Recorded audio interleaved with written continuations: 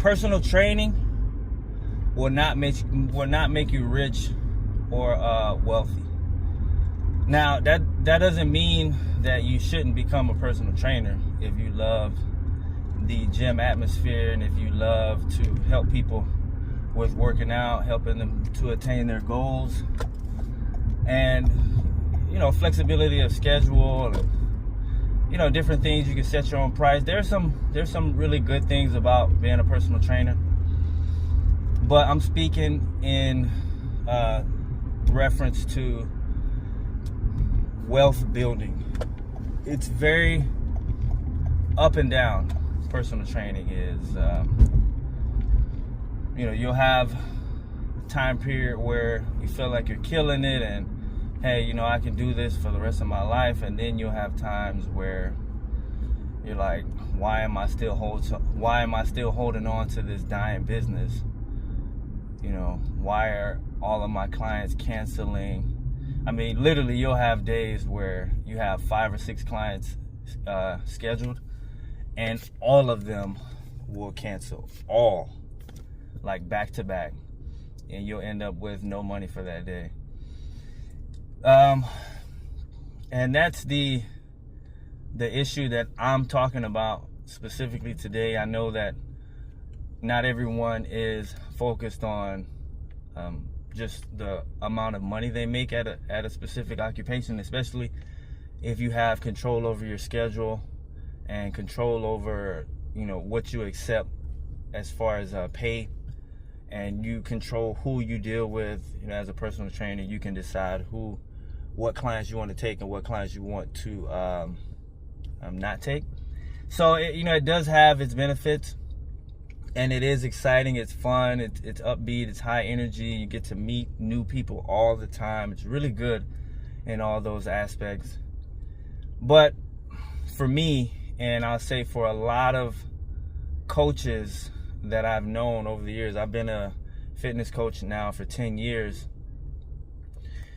Of all the fitness coaches that I've known over all these years, I have not met one that was wealthy off of personal training.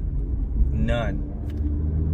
Now, I know someone listening to this could say, oh, well, what about those people on Instagram and YouTube, Brandon Carter and all these people? In my opinion, I would say that they got most of their money, the bulk of their money, from social media. The Instagram followers and the YouTube subscribers, and getting paid off of stuff like that, maybe selling things, supplements, or what do they call those things? Being ambassadors and stuff like that. Greg Doucette, those guys,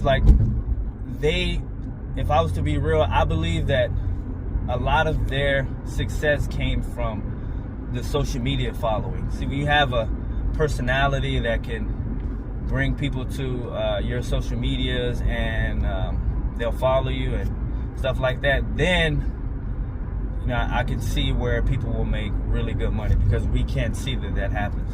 But I'm just talking about the average person that becomes a personal trainer or wants to become a personal trainer or has been a personal trainer for a while and is not famous on social media.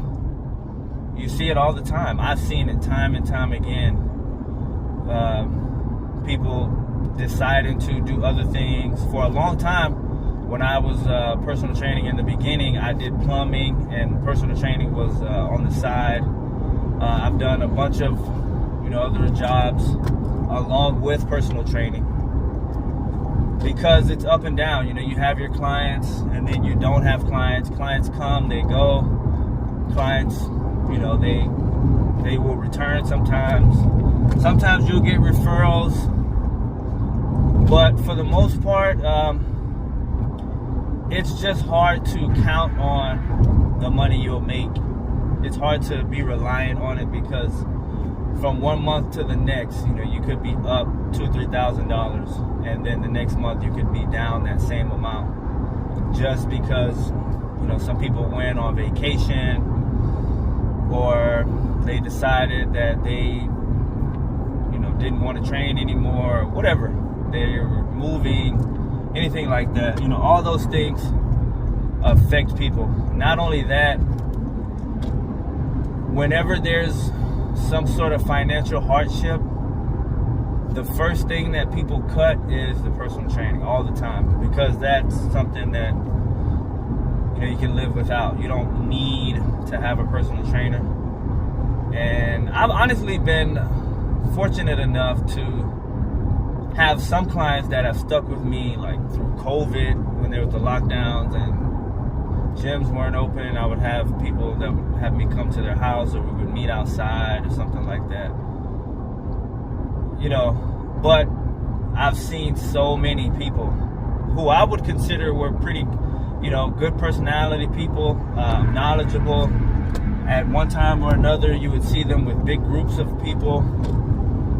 And, then you talk to them a little while later and they're going to, work as someone that's in pest control, or, me myself going back to plumbing or anything like that, just having to pick up some other type of income flow, because it's just not enough.